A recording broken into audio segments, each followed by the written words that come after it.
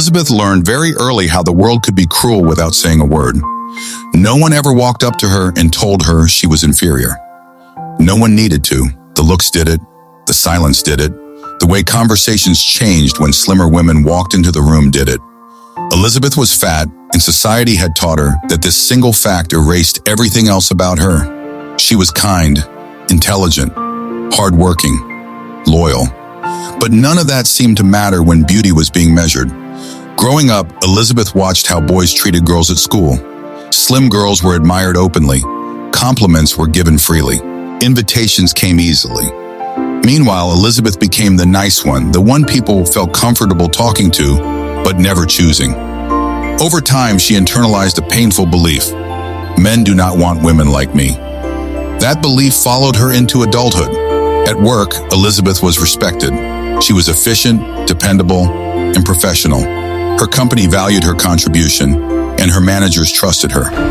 Yet every time her colleagues discussed dating, relationships, or marriage, Elizabeth felt like an outsider looking in. She smiled, nodded, and changed the subject.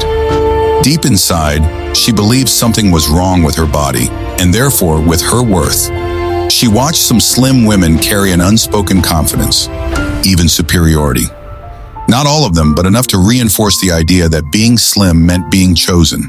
Being slim meant being seen. Being slim meant being enough. Elizabeth began to shrink herself emotionally. She avoided eye contact with men she found attractive. She rejected compliments before they could land. She convinced herself that rejection was inevitable, so why hope? Then came the company's end-of-year party. It was meant to be a celebration, an elegant event attended by senior management, staff, and special guests. Elizabeth almost declined the invitation. The idea of standing beside her slim, model-like colleagues filled her with anxiety. She imagined herself fading into the background again, overlooked and unnoticed. On the night of the party, she stood in front of her mirror for a long time. She did not see a confident woman staring back. She saw every comment she had ever heard, every comparison, every quiet rejection. She nearly stayed home, but something shifted. Not confidence, just exhaustion. Exhaustion from hiding. Exhaustion from believing she was less. She chose a dress that fit her body instead of fighting it. She did her hair simply. She took a deep breath and whispered to herself, "I will go as I am." The venue was breathtaking. Music floated through the air, laughter echoed, glasses clinked. Elizabeth arrived with her colleagues, most of whom looked like they belonged on magazine covers. She felt the familiar knot tighten in her chest. Then she made a decision. Instead of disappearing, she stayed present. She laughed when something was funny. She spoke when she had something to say. She stopped apologizing for taking up space. What Elizabeth did not know was that someone important was watching, not with judgment, but with interest. The Director General's Hayes had flown in to attend his father's event. He had grown up around privilege, beauty, and expectations. Women often approached him with rehearsed smiles and calculated charm. He had learned to recognize performance, but Elizabeth was different. She was not trying to be noticed. She was not scanning the room for approval. She was simply being. Her laughter was real, her warmth effortless, her presence calming. For him, attraction had never been about slimness. He had always been drawn to chubby women. The softness, the warmth, the femininity society rarely celebrated. But beyond physical preference, what held his attention was Elizabeth's authenticity. While others competed for attention, Elizabeth listened.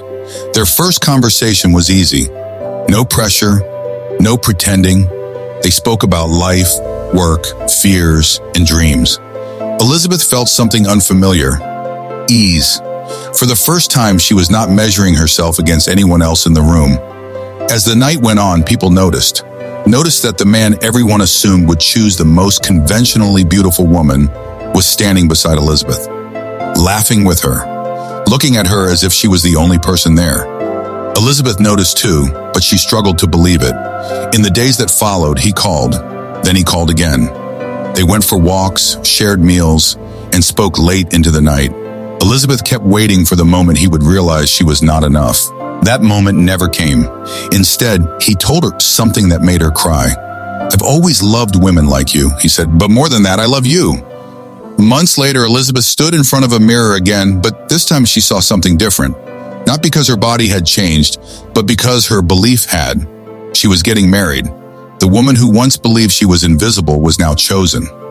Not as a second option, not as a compromise, but as a first choice. Elizabeth's story carries a truth many women need to hear. Different men like different women. Some men do not like slim women at all. Some love chubby women. Some love tall women, short women, quiet women, loud women. The world is not meant to have one definition of beauty. If someone leaves you because of your body, that does not mean you are inferior. It means they were never meant for you. Your worth is not measured by size. Your femininity is not determined by weight. Your future is not limited by society's narrow standards. You do not need to change who you are to be loved. You only need to stop believing the lie that you are less, because somewhere someone will choose you, not despite your body, but with joy in it. Thank you for watching, and don't forget to click like and subscribe to this channel for more inspirational stories. Bye for now.